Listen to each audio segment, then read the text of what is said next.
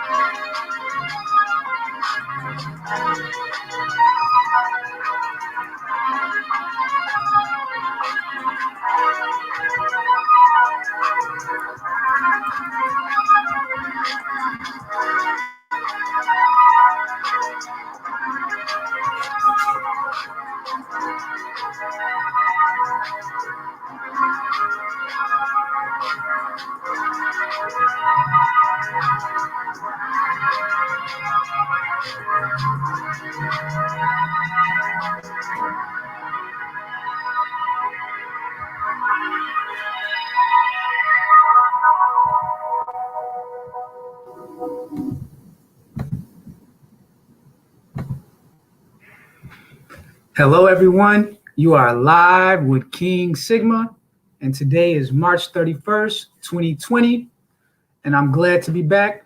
Shout out to the brother OG Bobby Johnson. Appreciate you, man. Showing love. It's been a couple weeks. A lot has happened during the month of March, and I just kind of want to give my opinions on some things. And if there's some people in the chat that want to come up, I'm down to do like an hour-long panel to talk about some of the things that's been going on in the world. I think that it's a moment that I could have never imagined something like this happening. But I always said that the next time that the economy crashed, that I would definitely be in a position that I would have my expenses low, my debts low, and enough cash to do some kind of investing and then just kind of go from there. And luckily, I'm in a decent enough situation where I won't be one of those people that's washed away by this economic recession, but I'll actually be able to grab on to something that could actually be like an asset that can appreciate over the next decade. So we're going to get into that. Just want to shout some of the brothers that showed up on short notice. I was over on Bernard Riley's panel at the very end of a long panel that he had, a little marathon. I caught the last hour and I had some thoughts, and it was that last hour of his panel that kind of prompted me to upload my thoughts on what's going on, because there's been a lot of claims about what Black men do and don't do. So I want to do a little bit of a data drop with this discussion today. So I'm gonna be dropping some good data today, and I think it'll help people to think about what Black men actually do. So appreciate you, Poke Dog. He says salute.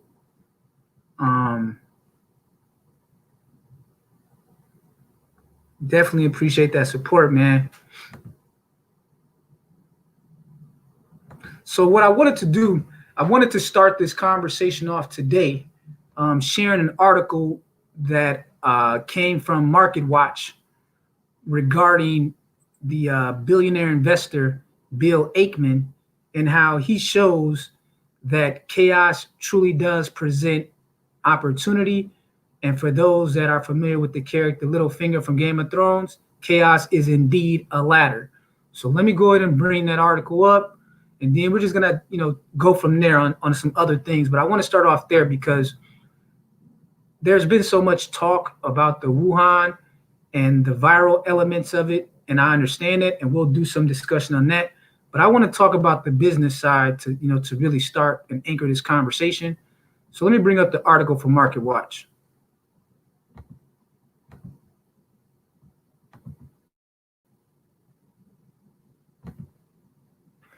So we got the article from Market Watch.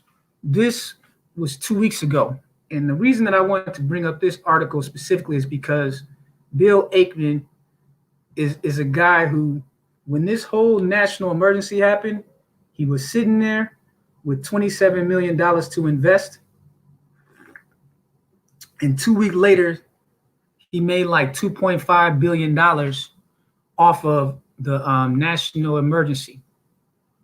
So while everyone else is sitting here, not sure if they'll be working in another week, as you saw with the Macy's news release, Macy's has laid off 130,000 employees, which is virtually all their employees, which pretty much is a death knell of the brick and mortar version of Macy's, which is kind of like a canary in the coal mine for other legacy retailers like Kohl's. I think there might even still be a few Sears out there. Companies like that that were definitely like the number one retailers for most of the 20th century that have now been surpassed by companies like Amazon and a lot of these boutique apps that do what they do, but they do it in a more tailored kind of way to the customer. They are pretty much washing away the last bit of retailers. And that's how we're going to get into a little bit of how corporate America was the biggest beneficiary of the coronavirus national emergency by a lot. I mean, we're talking $6 trillion helicopter drop that has happened just over the last 2 weeks. And they're talking about a 4-phase bailout bill that they're trying to pass next month as well. So things are going to get very heavy. But let's see what they had to say about Bill Ackman back on the 18th. So it says, Wall Street billionaire Bill Ackman says hell is coming and urges President Trump to send everyone home now. So that was back on the 18th. The national emergency was declared on the 13th. So he was saying that you should just send everyone back home.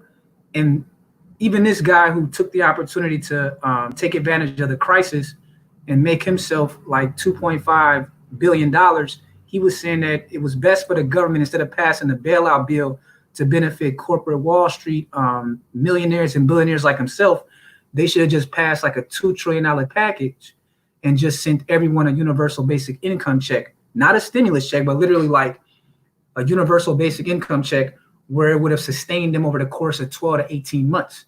And we know what that 12 to 18 month period is because of something that Bill Gates did, and Bill Ackman knew about that. So we'll get into that as well. So it says earlier this month, Bill Ackman made moves to protect his hedge fund's $6.6 billion portfolio against what he predicted to be a rough stretch for markets in the face of the coronavirus spread.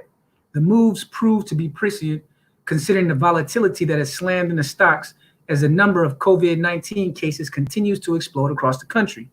Now the Wall Street billionaire boss at Pershing Square is urging President Trump to take drastic measures to tackle the outbreak head on.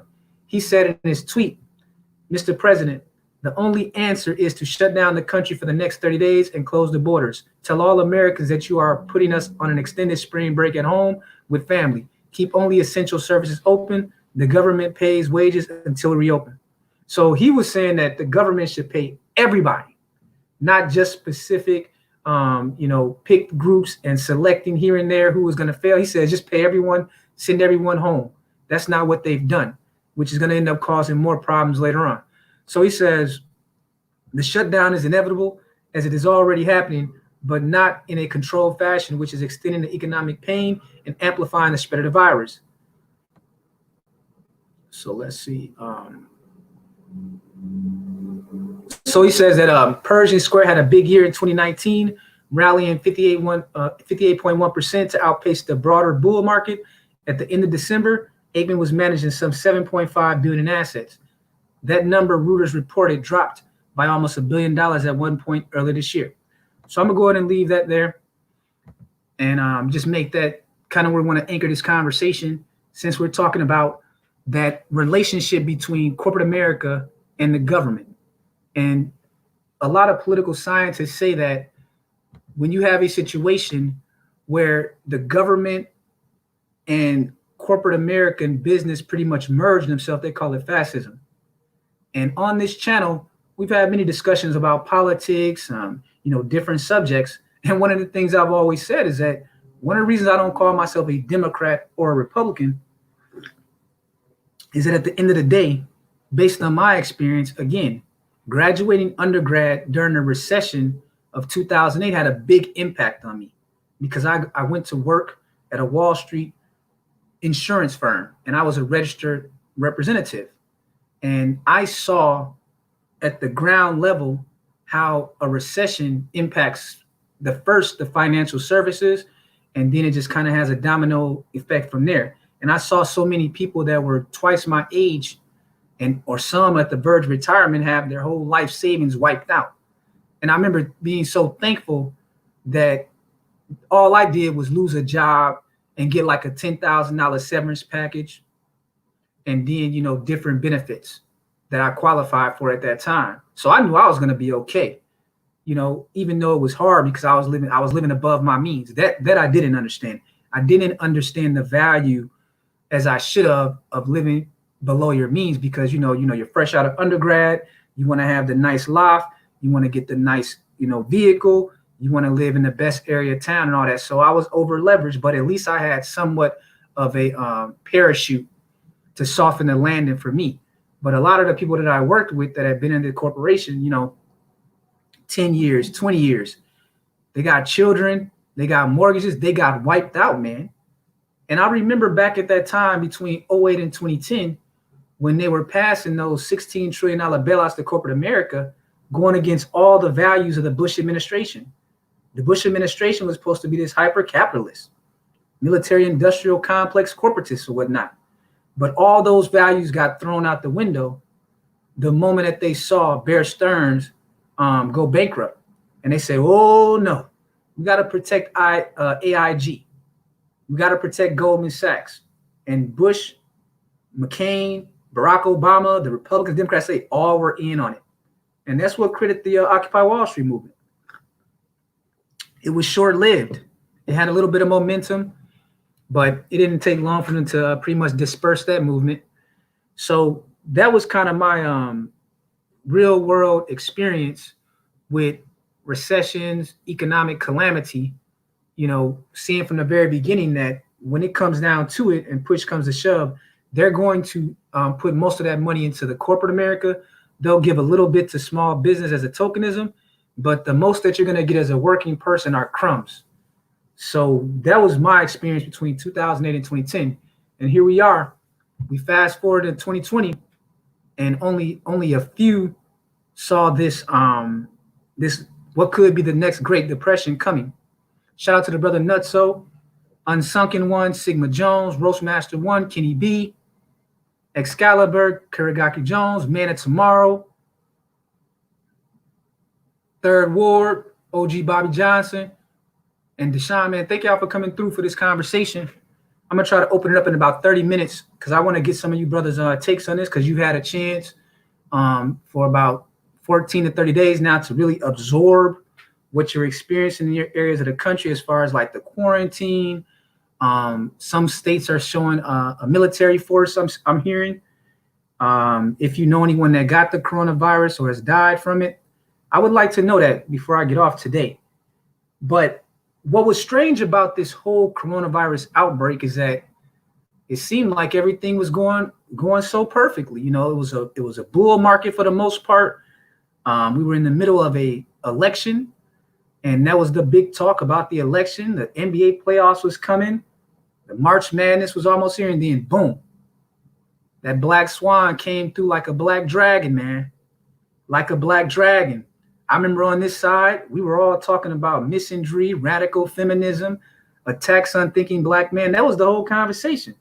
But all it took was coronavirus to eliminate radical feminism. So for all you that still think that that's a thing, you're wrong. If it's one thing that I've taken from like a cultural identity politics aspect from this coronavirus, is that I for sure believe that radical feminism is just an privileged ideology of people that got too much money, too much to eat, and too much time on their hands. So that kind of just took that whole thing away. So now here we are. And I think that, you know, in a scarce environment, people really start to think about what's actually important.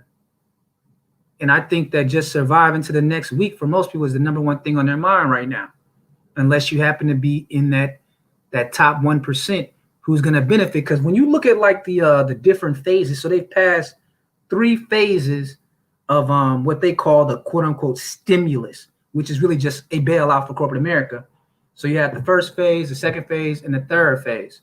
And right now, the number, now this is the public number, is $6 trillion. Now, they allocated about 300 to 330 billion for direct cash payments to American workers. So out of 6 trillion, they sending you all a $1,200 check.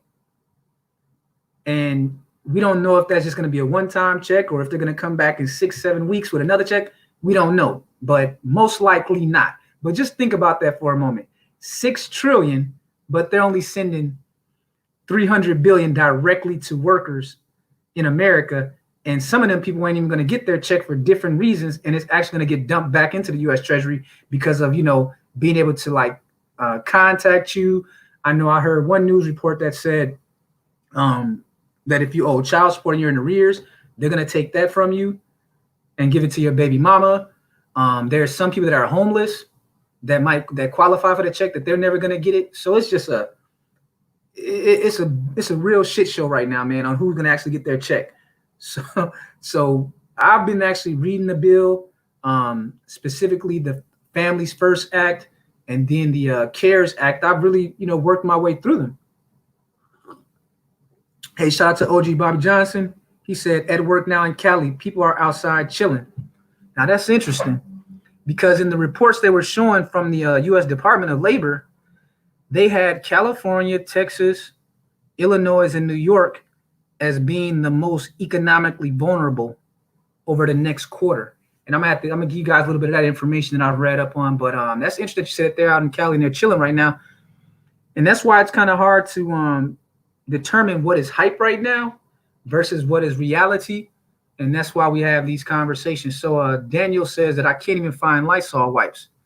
Yeah, I was surprised, man. You know, I go to a yuppie stores, you know, like Whole Foods, Lunds, and places like that to get stuff. And I couldn't believe it when I walked in there and like the whole little toiletry section was empty, man, completely empty. So if it's happening at that store, then I'm quite sure that more of the working class areas, that it's really bad out there.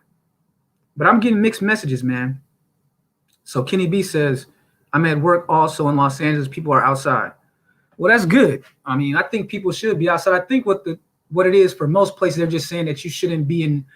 There's the social distancing thing where you're not supposed to be within 6 feet of each other, or you're not supposed to be going to restaurants or concerts and things like that. I think that's more of what they're trying to stop at this point. But March was just like that was just the preface. We have to understand that Q1 2020 was just the preface. So if you listen to Bill Ackman, he said that hell is coming in Q2 2020. So I'm curious to see if he's right. So with him making that statement, that kind of led me to digging a little bit deeper into why he felt so confident that he would make a $27 million bet while saying that hell is coming, and then he ended up being 100% right. That kind of led me to Bill Gates. If you all notice, Bill Gates has been out in front of this. I've never really seen Bill Gates as like a very public person. Maybe you all have, but maybe I don't watch enough media, but I've never known Bill Gates to be this person that's like always in the media like that. But all of a sudden, with this whole Wuhan virus thing, he's everywhere, all over the media now, everywhere. Helping, I'm going to give this amount of money to the vaccine, or people should do this. This could cause depopulation. Come to find out, Bill Gates and his colleagues were behind something in October 2019 called the Event 201. Event 201. And it was a simulated global pandemic exercise funded by him and his cronies. Yeah.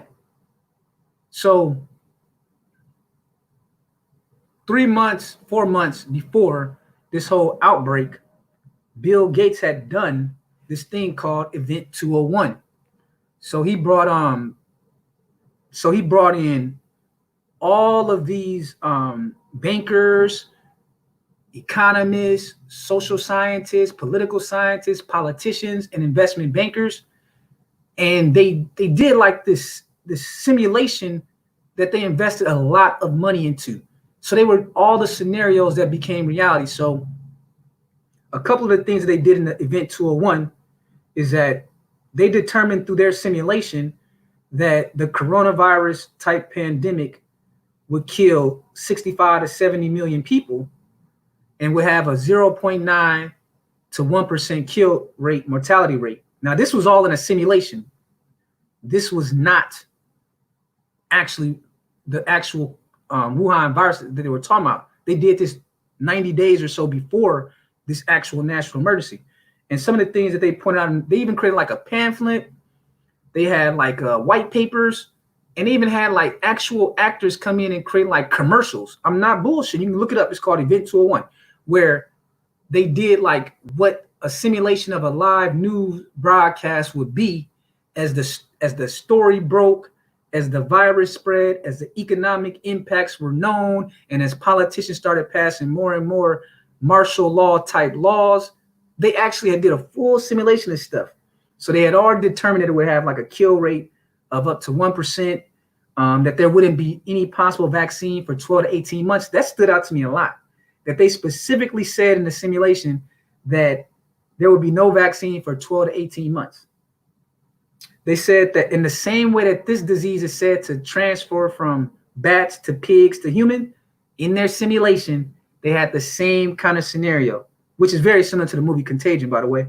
But so in the Bill Gates Event 201, they showed that it would transfer from bats droppings or a bat biting a pig. And I didn't know at the time that the bat was the most diseased animal on earth. A bat is actually the most virus holding biological incubator for viruses on earth because of their, what kind of things they eat or whatnot. And then pigs, and this is why a lot of the Abrahamic religions talk about not eating pork, And I'm not trying to get into no religion thing, but I'm just saying that there's a reason why all these religious type books from thousands of years ago talk about avoiding pork, not eating exotic animals and shit, because they do carry lots of diseases. And pigs, since they would eat shit, a bat shit, they are another incubator of disease. And since most people outside of Asia don't eat bats, but they do eat pork, a lot of disease be coming through pork and bats. So they talked about that in Event 201. And also in their model, they use Portugal and Spain as well as being like the nations that was going to get hit the hardest. And here we are, Italy is being hit the hardest. And in their scenario, it would end after 18 months, that it would be fully under control. They would have a vaccine. The governments would issue whatever like emergency measures that they needed to issue, quarantines and all that. So you guys go read up on that Event 201 from Bill Gates, because when he was being interviewed recently, he said himself that the objective was to determine how, industry, national governments, and international institutions could work together to respond to like a hypothetical pandemic with potentially catastrophic consequences. I mean, hey, you guys can do with that information what you want, but I just recommend you go listen to him yourself and then go look at some of the video footage of the actual event. It's all Hollywood production, man. But here we are in reality. So, when you look at the CARES Act, and specifically that was the last one that they passed last week on the 27th, that came about mostly because of Goldman Sachs and some of the Wall Street investors really telling these politicians that this thing is really going to hit the fan in Q2 2020 from April 1st to June 30th. And that's what, here we go. A couple days before the quarter even starts, Macy lays off 130,000 people. And they did that at the time they did it because at that point, they had already passed the phase 3 bill. So they knew that certain corporations are going to get monies from the taxpayers through the government. They're supposed to use the money for payroll purposes mostly, right? But already I'm hearing that low key, there's loopholes in the 800-page bill that will allow these corporations who claim that they were going to take the monies from the government and keep those who on the payroll while they're at home. I'm hearing differently, man. I'm hearing that those companies are going to close up shop, close down a lot of their brick and mortar operations, and they're going to pay their shareholders. They're going to pay their board of directors, and they're going to lay off the CEOs who are already quitting anyway with a nice little golden parachute. And I don't have any reason to believe that that's not true, because the same thing played itself out in 2008 to 2010 with the quantitative easing and that whole facility of just printing up 16 trillion plus. So I don't have any reason to believe that that is not true. Shout out to the brother Edward Bailey, Dre Raphael, D-Rock, Wadner. Thanks for dropping in. Hunter Rhett says that let me see what Hunter says here. Go back to that. So let's see what Hunter Rhett said. Hunter Rhett says the World Military Games took place in Wuhan, China at the same time. Bruh. Now, I didn't know that, but I am not surprised. I swear to God, this stuff is predictive programming at its best. They call it a simulation, but when I see that many parallel facts matching up, I just leave it to the audience who I believe is smart enough to make their own determination. But with that CARES Act, man, the hotel industry, the airline industries, and the banks, they made out like bandits, man. They really did. They really did, man. But at the same time, I will tell you all that, there is opportunities out there right now, especially if you're a small business owner. If you're a small business owner right now, especially if you're doing any kind of like sole proprietorship, this is definitely a good opportunity for you to go make a visit down there to the Small Business Administration office and find out what kind of opportunities are there. Now, the politicians, of course, to try to sell the package more to the public, They were using terms like, oh, we're going to give loans to these corporations. BS. When you actually go read the acts themselves, they're loans that are forgivable. So that just means that they're grants. But instead of just telling the people, we're giving out these trillions of dollars as grants, not as loans, they make it more feasible to push it through. But the working people aren't dumb. It was only 10 years ago that they did the same thing. So people's memories are not that bad. But they sold it like that to push it through very quick. Oh, yeah, this is going to be some loans. They're going to give it back to us. No, most of that money is convertible into grants. And then I think the longest time that I saw was like a year with them having caps on the executive compensation as well. So one of the issues they had back in during the Great Recession was that there was no limit on executive pay, or if there was, it wasn't enforced. In this bill, they try to tell you, oh, there's going to be a limit on executive pay. Not only are there loopholes around that in the bill, but the bill itself says up to a year. So I don't know, man. Then with the whole them buying back their stocks, it's a lot of lawyer language in there that the average person would tend not to read, and they know these things. Now, what was interesting as well was I'm getting information from brothers that are saying that they're starting to see like a show of force from the government on the coastal areas. Again, I'm not out there, so I don't know, but I'm not surprised at all, because there's been many people that have made the claim that there's been a dream of the United States government enforcing some kind of martial law on the people. And ever since the 9/11 event with the Patriot Act and other different types of measures that they took, there's been a strong voices saying that they ultimately want to bring American citizens under a kind of permanent martial law. So we'll see. We will see. But people have to understand that the government has a lot of powers, and in national emergencies, when they just use the excuse of security, they can extend their power way beyond what the U.S. Constitution really allows them to do. So just be careful when they start throwing things around like, well, this is for national security or this and that, because that's when they start just passing all kind of draconian measures. So we'll see if the brothers on the coast are telling the truth about what's going on out there. I haven't seen it out here in the Midwest yet. We have a strict quarantine right now. Like, man, they're making people carry around passes to go to certain places these days. Like, for real. I haven't seen no show of military force, but our streets are pretty empty out here, man. It's pretty empty. And they are making people carry around these passes. And a lot of the businesses that are non-essential, man, they laying off so many people. Always kind of look at the government first, because the government has the strongest unions. The schools, they have strong unions. And when you see even those people getting laid off, you know that you're in trouble, because even with the government here, they were saying that certain agencies were laying off 90% of their workforce. And that's incredible, because those are union protected jobs. Those are the most secure jobs in America, are the union type jobs through the government. And when they're furloughing and laying off 80, 90% of their workforce, man. So the problem is that during those layoffs, the way that corporations think and the way that the governments are supposed to think is that what kind of work can we get done at the lowest cost in the most efficient way? And I just believe that that's what's going to be proven, is that a lot of those workers were excessive human resources. I think that's going to be something that comes out of this, because I'm already reading that colleges, some of them are already making plans to shut down.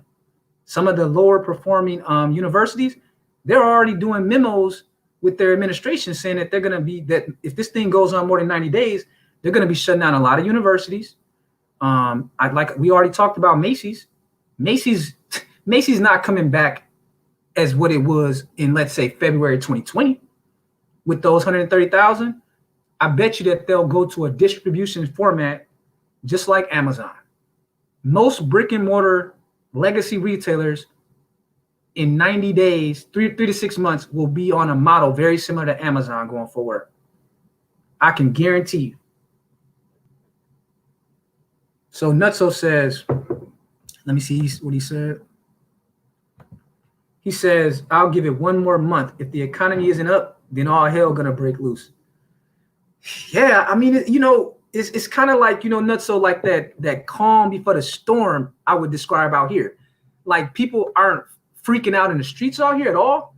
But when you talk to people one-on-one and when you talk to your people on the phone, that's when you're getting like the fear. You can feel the fear from a lot of people. For me, I'm not worried about it because I always have my mind focused on, living below my means after 2010. It just stood out in my mind too much. I lost so much during that period, man.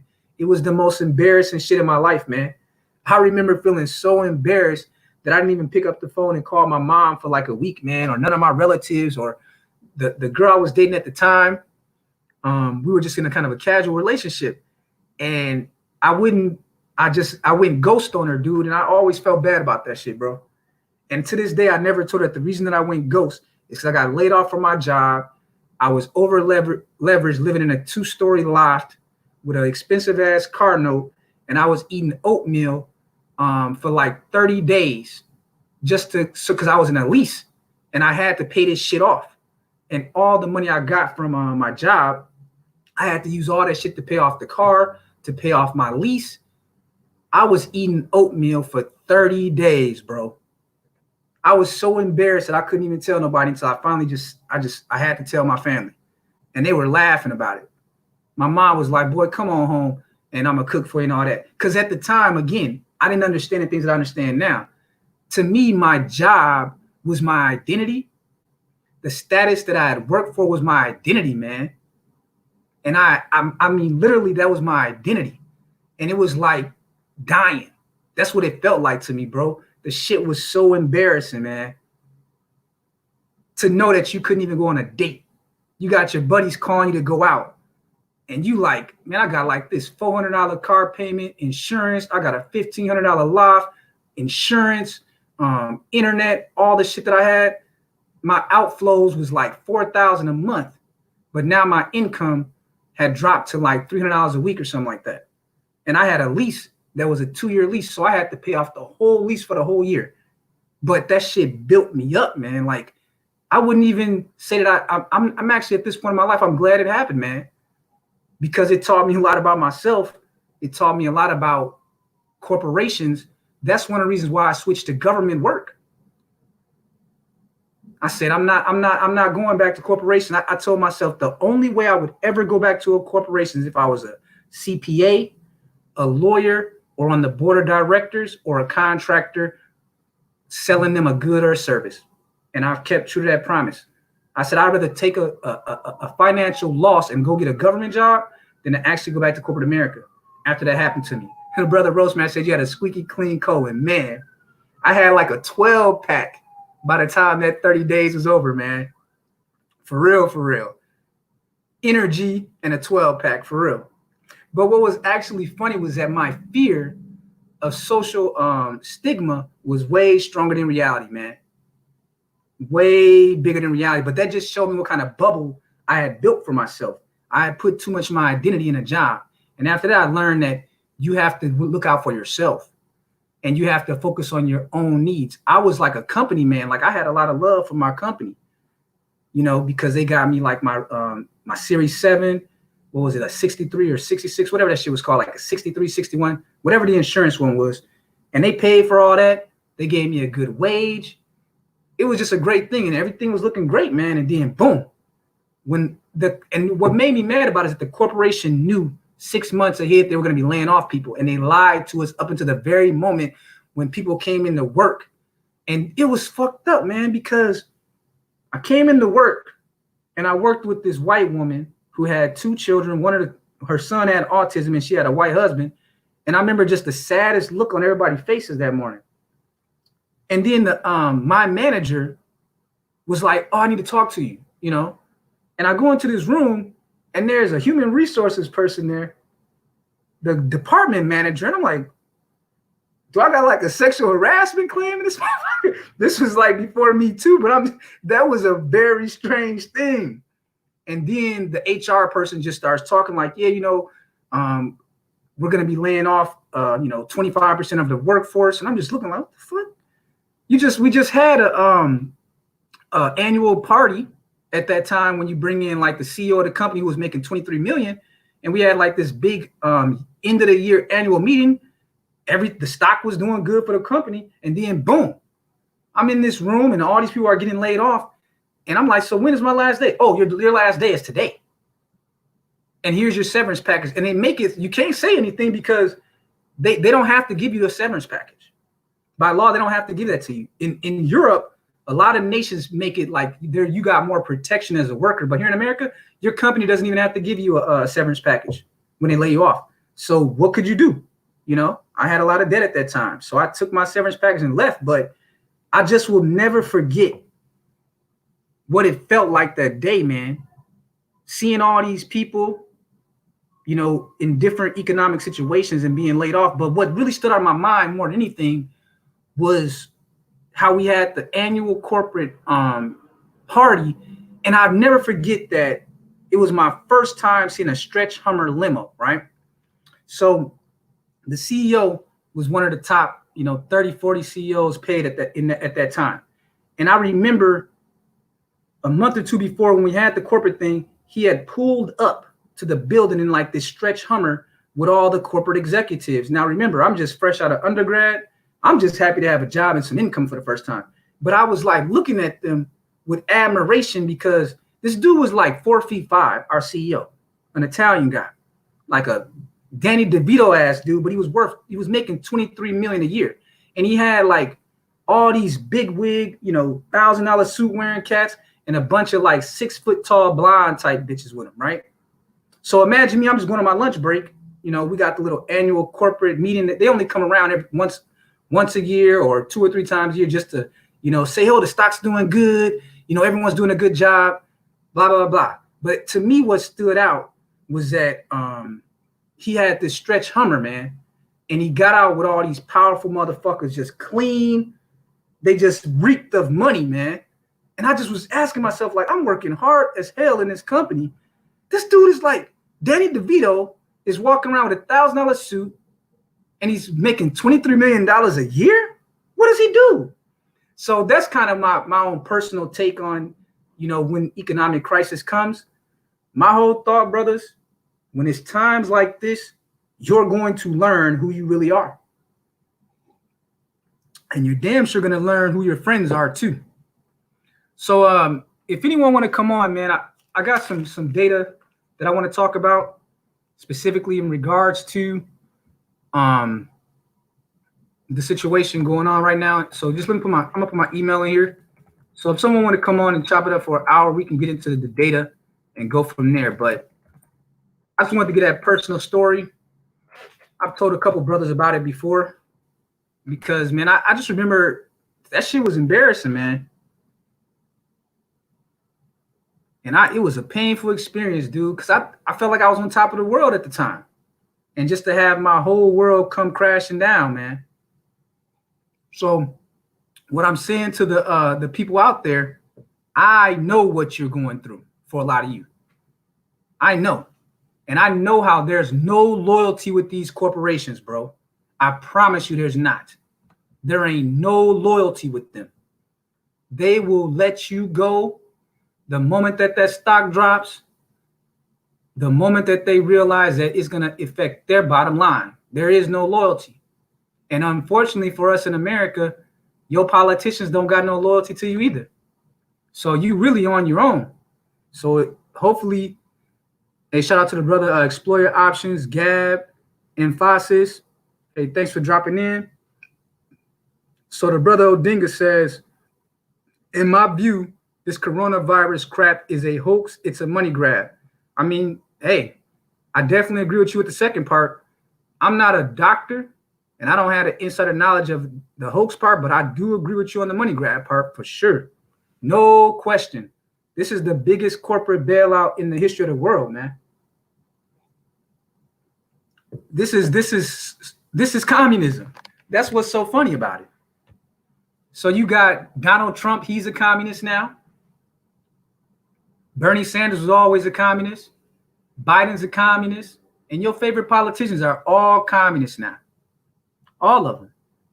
And you are all comrades today. Because just like in the communist countries, there's a small centralized group that gets all the benefits. And then you really get nothing but more and more restrictions on your freedom. That's what you get. More rationing, more restrictions on your freedom, and more mottos and slogans to repeat. That's all you're going to get. And you get your Trump bucks. So y'all about to get y'all Trump bucks, some of y'all. You better use that shit wisely. Because I remember when Bush sent out that stimulus. So the brother Hard for Rich says, yeah, but I always heard sentiments of so much faith in the system in other arguments. I mean, it depends on what you mean by faith. I think that people tend to go off what the best information that they have is. I don't know if it's faith, but if the logic is telling you that these facts line up, people are going to tend to, defer to the facts at hand. Because when brothers start talking about things that they can't prove, that's when they start getting hit with the label, oh, that person's a conspiracy theorist or whatnot. So I think people tend to just stick to the facts. And when the facts change, your opinions have to change if you're a smart, shrewd person and your ego isn't in it. And see, my ego is not in this whole thing because I lived through the Great Recession and I saw and I took notes of what happened. That pain will always be with me, man. Because again, I saw what it felt like to be over leveraged at a time when everyone was telling that everything was great. And that was nothing like this is going to be, man. They're saying that starting April 1st through June 30th, that we're going to see the worst quarter in American history, worse than the Great Depression by a factor of 2. Because I think the worst quarter, the worst contracted quarter during the Great Depression was about 13%, 12.9 to 13%. Based on what the Federal Reserve, the U.S. Treasury, and Wall Street investors are saying themselves, they're expecting this quarter to be negative 20% to negative 30%. I'm going to say that again to the people in the audience. They're saying that this quarter could see a negative contraction twice as bad as the worst quarter of the Great Depression. So I don't know what to tell people, you know what I'm saying? Because we've never been down this road before. The rich people are good. The people that live below their means, that got at least a year's salary saved up, they're going to be pretty good. But for you remember, the average worker, they had just did a report not too long ago that said that the average American couldn't go more than 2 weeks without a paycheck because they had less than $400 in their savings account. And that was for all of America. You see what I'm saying? But again, this is all speculation. So I don't want you all, a quarter from now saying that Sigma said it. No, it's not me, man. This is what Goldman and Sachs is saying. This is what the Federal Reserve is saying. This is what Steve Mnuchin is claiming. And I got to say, I mean, hey, when your government officials that work with the money are telling you that this quarter could contract by 20 to 30%, I mean, you got to tend to believe that it might happen. And it's going to be a lot of people that are be more humble than they've ever been. And that's why I've always been more humble because, 2010 taught me humility, man. That was a painful thing to be so over leveraged, man. And that's why I don't place a lot of value on materialism. I place value on things that bring me ultimate value, like having good relationships with people, having my health, and having financial stability. I would put financial stability, health, and strong relationships and bonds with the people that you care about and care about above money any day. Because financial stability and money are two different things. We know, again, coming from Wall Street, coming from psychoanalysts, they said that when they've done the research, they've determined that $75,000 plus inflation, whatever inflation is each year, that's the maximum happiness you can get out of money. That's what they've said themselves. So a person making $75,000 a year plus whatever the inflation is that year, that every dollar after $75,000 does not bring any extra benefit to the person from a happiness perspective.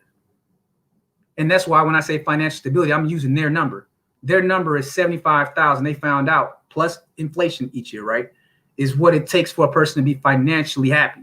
And anything above that does not give you any extra happiness. It may give you more power, it may give you more status or whatever, but it will not bring any more happiness. And we notice because we see how many people that are millionaires that go and commit suicide and kill themselves, that are sitting up here smoking dope or whatever, whose kids they don't even visit, and they're millionaires, and they're actually in misery, So I know what the shit feels like, man. It's not a good feeling. But yeah, so Goldman Sachs is saying that this quarter, they're saying that the number is going to be like a -6 contraction for Q1 2020, -20 to -30 for Q2. But then the light at the end of the tunnel is that they're saying there's going to be like a 36-point jump in by the end of Q3. And then it's going to completely be a booming economy in Q4 2020. So that's the light at the end of the tunnel that I want you brothers to be focused on, is that there's a lot of opportunity that's going to be coming down in 6 months to 9 months. And that's coming from Wall Street as well.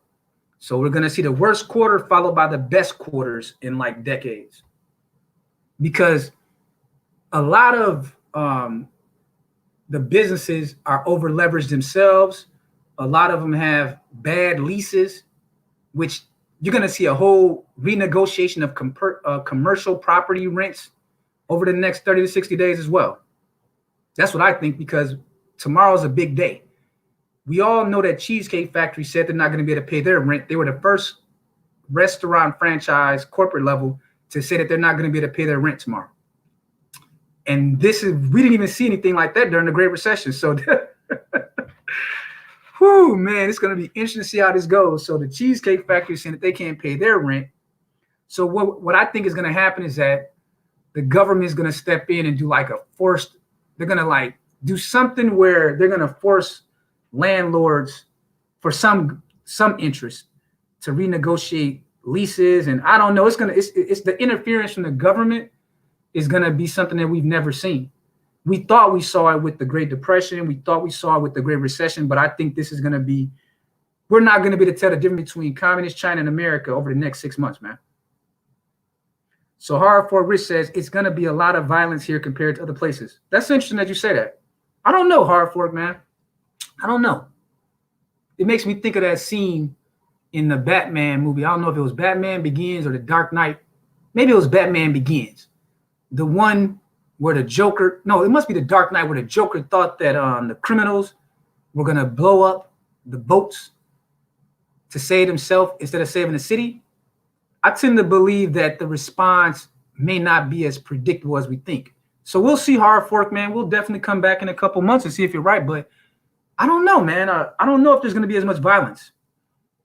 I don't know. I guess it depends on how bad it gets and how they deal with it, I heard from older folks that during the Great Depression that they did rationing back then, and they were able to sustain themselves. And they didn't have some of the technology that we have today to, for like agriculture and things like that. But you know what? You could be right, man. I hope that brothers stay safe out there. I hope that you're in contact with your family to the extent that you are able to be. And that's all I can really say. It's just a lot of unknowns right now, man. So I could just give you the data that I got. And I saw Man Tomorrow, he was in here, and he talked about on one of his uploads recently about that 47 million job loss. And again, I tend to believe that whatever they say is the conservative number. And I'm telling you what they're saying about the contraction. So it just depends on if the government actually takes care of the working people, because people, honestly, they don't ask for that much, man. Your average working person, they just want to be able to pay their rent and eat and watch their favorite show on TV for the most part. So I think that if the politicos and corporate Wall Street can do that, keep them busy with that, I think that can avoid a lot of the violence. But if they just try to shaft the working class like they have so far with the first 3 phases of the bailouts, then I think that Hard Fork's what do you think? What he predicts probably will be the case. Now, hard for rich. When you mentioned Italy, didn't Italy suffer pretty bad though in the last recession and were not properly bailed out? Because I don't think that their banks ever recovered like Greece and Italy. I don't think that their country recovered in the way that the United States recovered in terms of like stabilizing the banks and corporate America, like or whatnot. I don't think Italy and Greece ever really fully recovered like America did. So you could tell me in the chat if that's the case or not. But I remember that they didn't recover to the extent that the United States did, just because of how large the United States bailout was, which was actually more than 16 trillion that went to the banks. So they have plenty of money. Don't get it twisted. The banks have plenty of money. It's just a question on how they're going to be forced to use it and who's going to get it from them. So that's why business people are, this is a great time to be a business owner, man. If you even have a small business that's incorporated, this is your time to get your place in line, boy. This is your time right now, because this is a once in a lifetime opportunity to see a helicopter drop at this level.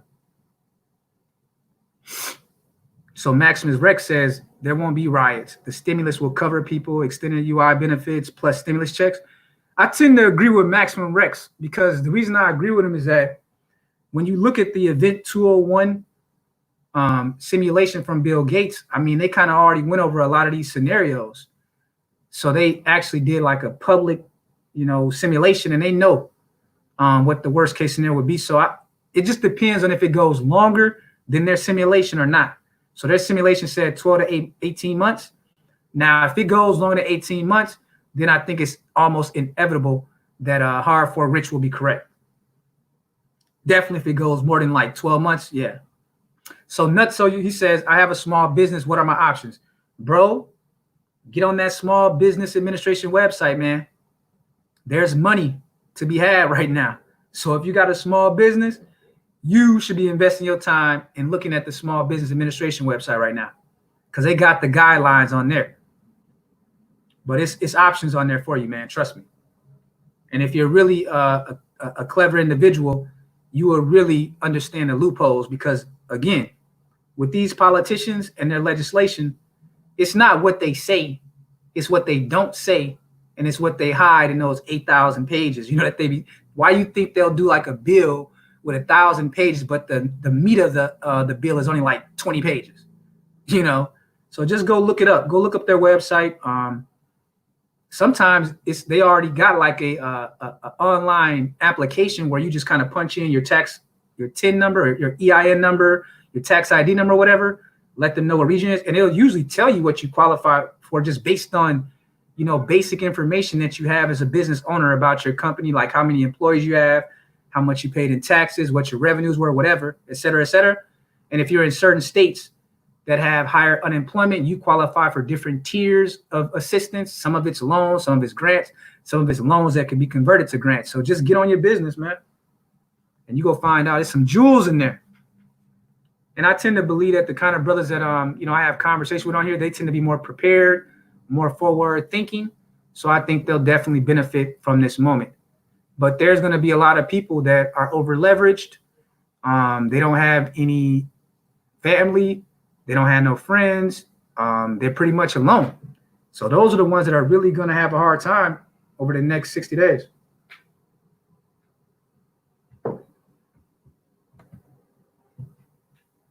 So let me, it was something else that I wanted to bring up. So yeah, another thing that they mentioned last week in the news was that the jobless claims were 3.2 million. And that was a lot. The jobless claims I'm reading were actually more like 5 or 6 million. And that they put that number out there on purpose before the new information came out this week, but it's really more like 6 million as of today that filed claims. And there's a lot of states that can't even meet that number. So the federal government has to decide on how much money they're willing to give to the states, because there's a lot of tension between the Trump administration and the state governors as well. So they're playing a little politics, because a lot of those, they need more money.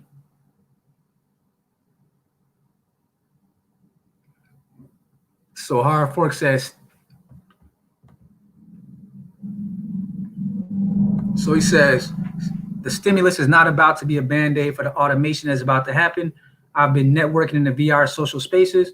A lot of companies been in there and pieces are moving. Oh, absolutely. Yeah, that ship is gone, man. That's what I was saying, because like if you guys have been following like different technology company stocks, if you notice, online education is up, online teleconferencing is up, and this shit is about to explode, man. Like the remote work, remote business, they're using Zoom and this crisis as a testing ground in real time for how many people they can actually lay off, how much can be automated and transferred online. I mean, Zoom stock was up last time I checked. I don't know what the numbers look like now, but I know that it had jumped by like 50% during like 2 weeks ago. And that their server couldn't even handle all the applications they were getting and registrations. So that's a stock but it's out of my league. I'm a penny stock guy. I can't afford $150 a share, no shit like that. So for you brothers that got that kind of money, you know, if you can get in at that price, go for it. But for me, it's like, hey, I'm looking for like things that are dropping now that are going to go up later. So that's kind of where I'm at. Dollar stocks, $2, things like that. But yeah, Zoom last time I checked, I think it was at like 156 per share. And that's too rich for me, man. So Maximus Rex says, like GameStop, you have to order online. Then one employee hands you the stuff through the door or order at home. Oh, yeah. Oh, definitely. Like that's what I was saying, Maximus, is that online model is about to take off, man. And the companies have already been knowing that they could get rid of a lot of employees, but they're going to use this crisis to do it in a humane way. Let's just say in a humane way. That's what I think is going on. So the brother, hey, what up with you, C over? The brother C over says they are already in the process in using machine learning to write codes for other programs. Yeah, I do remember hearing something about like Facebook artificial intelligence went Terminator mode. I remember something about that, man, that like Facebook had to cancel like one of its artificial intelligence programs because it had like created a language of its own. And for all we know, they could have like replicated itself before they quote unquote terminated. We don't know if they replicated itself, man, but yeah, that artificial intelligence is like a whole nother level, man. And that's why on my last panel, you know, we talked about how what we do in these spaces, that's all that these corporations are doing now. Zoom, StreamYard, they're using the same kind of teleconferencing that we do to debate the 9 areas of human activity or whatever. They're just adopting the model that most of us have been using for a while now. So just think about that. So Nutso says, what is Zoom? I've never heard of it. Zoom is a teleconferencing software. Kind of like what I'm doing with StreamYards right now. But you can have more people and it's a bigger product. StreamYard is a newer company. It's very new. But Zoom has a much larger audience. I think they've been around at least 10 years. And they have like a lot of corporate clients. Whereas StreamYard right now is mostly used by influencers and podcasters. Shout out to the brother Studio Rio. He says you got to use Zoom every day. Yeah, man.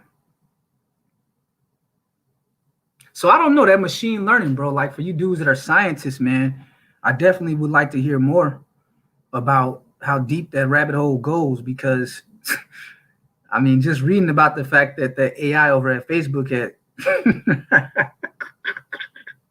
it had like replicated itself and created a language of its own, was about to take over the whole company. I mean, that's out of my pay grade, man. But I would love to hear more about how that's even possible. But they try to say we quote unquote unplugged it, and I'm like, that doesn't, even a person like me who doesn't have that advanced computer science knowledge finds it hard to believe that you could just unplug this artificial intelligence. I just, that, because it would seem to me that naturally a computer would try to replicate itself in the dark web somewhere. I don't know, man. I'm gonna read some more about it and see what I find out. But I just thought when I read that story, it just made me laugh, man. Because just to see how advanced that the artificial intelligence has become. Ayanda says AI could be the next corona. Shit, you never know. I mean, I always liked those Terminator movies, man. So maybe that was just like more predictive programming from Hollywood. So let me see. There was something else I wanted to share with you all before I got up out of here. Yeah. So yeah, you guys can go look that up in Fortune magazine. It's called the Goldman Sachs 2020 GDP projection. So I wanted to give you guys the exact number. So the research note pointed to a sudden surge in layoffs and a collapse in spending, both historic in size and speed, as well as shutdowns of many schools, stores, offices, manufacturing plants, and construction sites as a reason for the downward revision. And so they had Q1 at negative 6% growth rate, Q2 negative 24%, and then rebounding to positive 12% and positive 10% growth, bringing the whole year to a negative 3.8%. So those are the projections that we're getting. So we'll see. So hopefully, so yeah, I meant to ask the people in the chat a question. Has anyone gotten layoff notices yet and furloughs notices yet? What are you hearing from your employers or people that you know?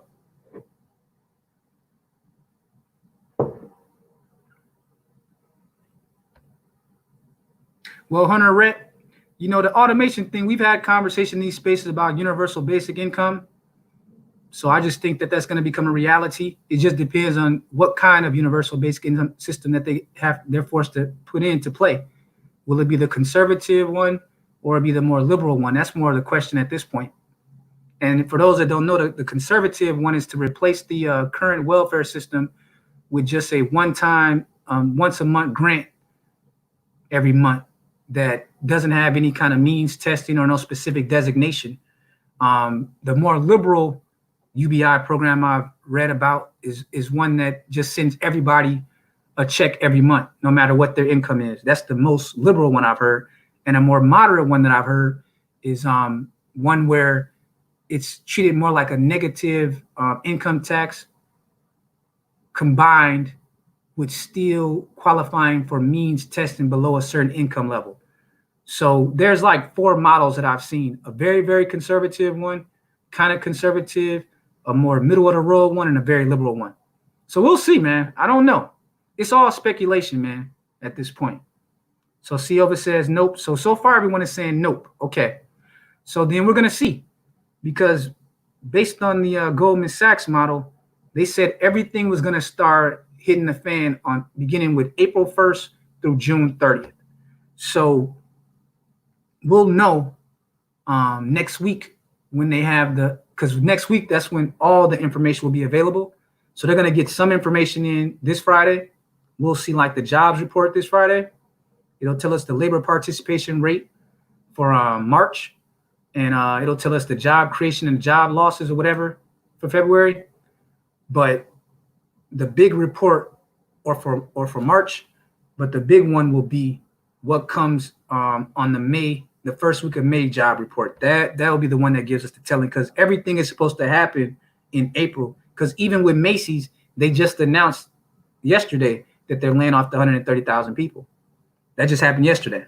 So it's a lot of companies that's happening that are smaller than Macy's as well, that on Monday, after they got word of the phase 3 stimulus bill, they put in their pink slips. Believe that one. So it's going to be that first week of May report that's going to be very telling. So Emphasis says, I did, but I've been following what's been going on in the economy. So I saw something unexpected and coming and prepared. So the last thing I wanted to share with you all was something that I had discussed on the Brother Bernard's channel, because we got to talking about this whole thing about, black men in their last hour of that, what they're doing and what they're not doing. And I had been doing a little report myself in Excel that I came up with related to taxation, because taxation had been on my mind. Fiat money had been on my mind over the last 2 weeks. Who gets what from the feds and whatnot. And it got me to thinking about how little black men get in terms of how much they pay into taxes. So, using the last census data that we had and using black demographics, I created like my own little personal chart of the wages based on tax rates and all that. And I just wanted to give you guys some information to think about. So over on the panel, we were talking about, what black men have built in America and things like that. And what stood out to me in my own research is that looking at the 2019 data from the IRS and the Census Bureau, what we learned is that about 11.98 million Black American men worked in 2019. And the average wage that they made over the course of 2019, when all the wages are pulled together, was $40,456, making them the third highest paid male by racial ethnic group. And those racial ethnic groups was Asian, white, Black, Latino, and Native American.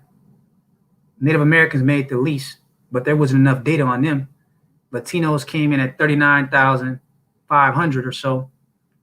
Whites were actually 55,000 on average. The Asian American male was at 69,420. So that's interesting data that I saw.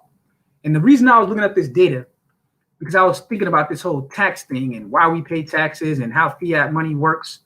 And, I really started thinking about the fact that in a system like the United States, all of us are builders. Anyone that's ever worked is a partial builder, no matter what. Even if it's $1, you're a partial builder.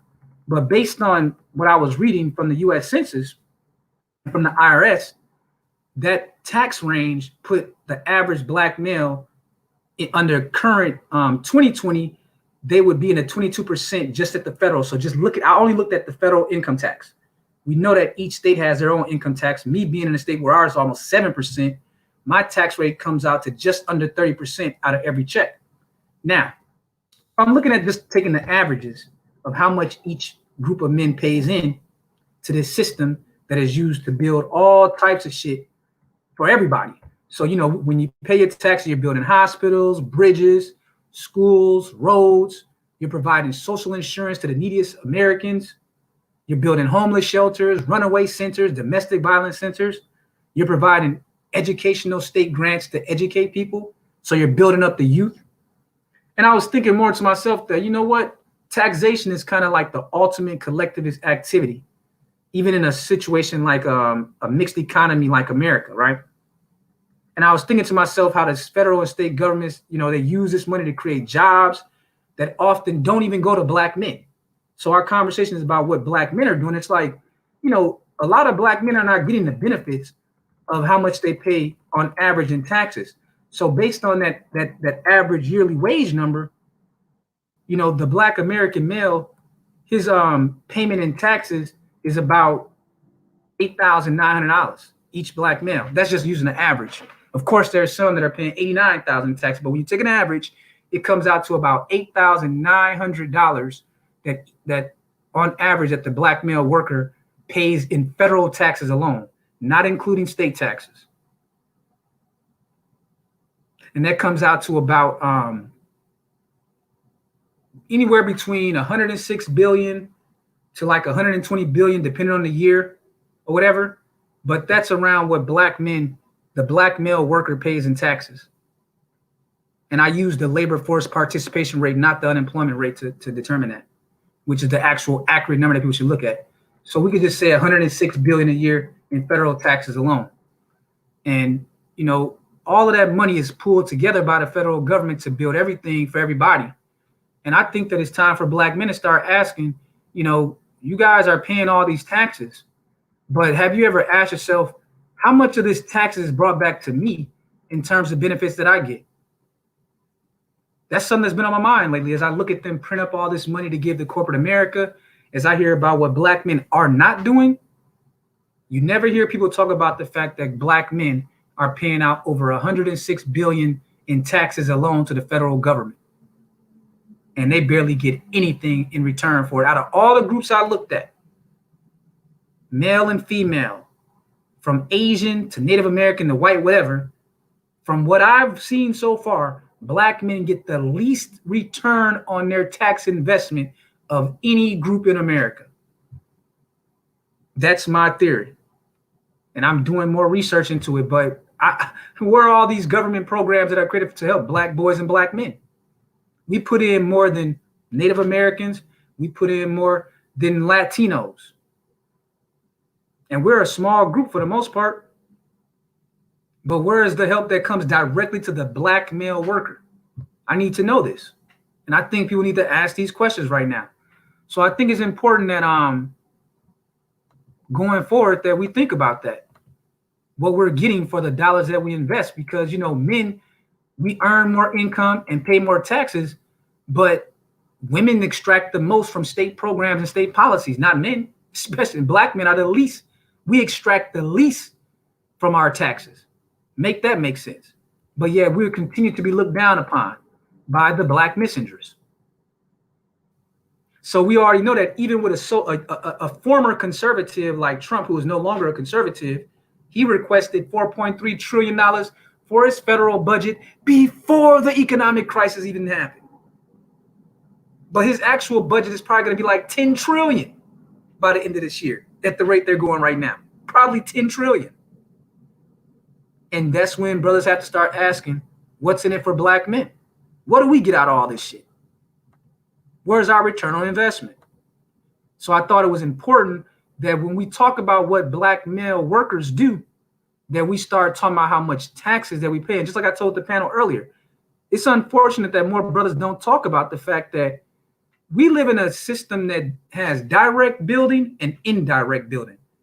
Direct building, you control what you want to build, but you indirectly build so much by force through the system of graduated progressive taxation. You don't have a choice if you're going to help build that bridge. You don't have a choice for the most part if you're going to help build that school or such and such highway or subsidize such and such corporation. It's going to be taken out of your taxes no matter what. All you can do is vote on who's going to be your executioner and what crumbs you may get. That's all you're going to get. But that tax is going to be taken no matter what. And as Trump himself has proven, there are no conservatives in a national emergency anymore. Everyone's a communist now. So that's something to think about, that even Trump had a higher budget request than Barack Obama before this crisis happened. His was 4.3 trillion for 2021 federal budget. And now it's going to be something like 10 trillion. So that's something I really want to leave you brothers with that, man. Because like I told the brothers on that panel, it's unfortunate that y'all let people sit up here and tell you what you don't do. Yet you brothers that don't get no benefits for the most part out of your taxes are putting in at a minimum 106 billion every year just to the federal government alone, not including your state. And in my state, our state tax is like 6.9%, I believe, or 7%. So you can do the same calculation I did and add that on. So your average worker, your average black male worker is being taxed overall at between 25 to 32%, depending on the state that he lives in.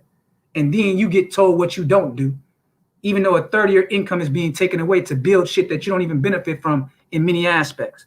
Because there's so much pork barrel legislation. There's so much special interest money that goes to things that don't do nothing for the average black male at all. I mean, I've seen shit where in some of these bills, they were paying for a helicopter that they knew would never be flown, but they paid like $20 million for the helicopter, even though they knew that it would never be flown.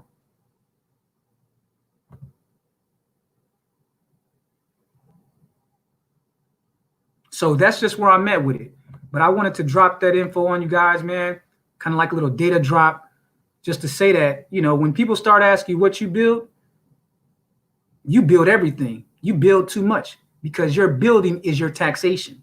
Taxation is how the government and the elites force you to build the projects that benefit them more than benefit you 9 times out of 10. I built so many schools with my taxation. I had my first job at 13 years old, and I've been paying taxes ever since. Even when you get your stimulus checks, you pay taxes. You know, you ain't escaping that shit as a worker. And we're in the tax collection, the traditional tax collection month of April, and that's something I wanted to leave you guys with to think about. So I don't want to hear about what black men aren't doing anymore. The taxation of the working public is a state mandated form of crowdfunding to build in the interest of the nation and the community. And that's the kind of country we live in, a country where you live in a community called the United States, and you have a forced crowdfunding, state mandated, that you must contribute to the building of your said communities by force. So you next time someone asks you what you build, say, I build it at 33% clip every year when I pay my taxes. Now, if you want to have that conversation where that 25 to 33% is going, we can have that conversation. We can sit down and go through the bills for each state. We can do that. But anyone saying that going forward and they ever received a college grant. So if anyone comes to you and they said they received a college grant and they ask you if you build, you let them know that you help put them through college. Because there's federal grants that help pay for students and there's state grants that come. So in all kind of ways, we're like in a shareholders in this thing called corporate United States of America. And a third of your income is a forced mandate to help crowdfund and build for the rest of America, whether you benefit from it or not. So I just want to, shout some brothers out before I leave and close this out. But I just wanted to drop in and, just give a little rant on what I think about what's been going on with the coronavirus and the economic impacts. And since it was the last day of Q1 2020, I thought it'd be a good time to, just put my thoughts out there, and then we'll see, where we're at in 30 days. But I think that most of the brothers in this space they'll be able to get through this without too much of a problem. Again, cut your costs as much as you can, liquidate what you can that's not necessary or essential, and be cash heavy right now, and just keep an eye on the situation in your particular region. I think you're going to be good, man. And more importantly, man, keep your health in order right now. Because with the quarantine, brothers' diets are forced to be a little bit different. Schedule's a little bit different. So, just take care of your health right now. Liquidate what you can, man. Keep your expenses low. Work out deals with your creditors, because there's a lot of good deals to be had right now with your creditors in terms of like cutting your interest rates, cutting your monthly payments. Just, execute, man. This is the time to execute, man. So with that said, let me see who's in the chat. Unsunken One, Maximum Rex, Hard Fork Rich, Dark Meteorite, Dre Raphael, Hunter Rhett, M Faces, Studio Rio, Israelite International, OG Bobby Johnson, Siova, Jamal White, Nutso, Manny Lamont, Dark Meteorite, Gear Z-Net, Manny Lamont. And those are brothers I see. So I'm going to go ahead and close this out. I appreciate y'all coming through. Definitely, maybe if not next week, the week after, I'll try to get some brothers together for a panel once we see where this thing goes in the next 2 weeks. But until then, everyone out there, stay healthy, stay safe, and try to be profitable during these crisis times, because as much as it's painful, there will be opportunities that present themselves. Peace.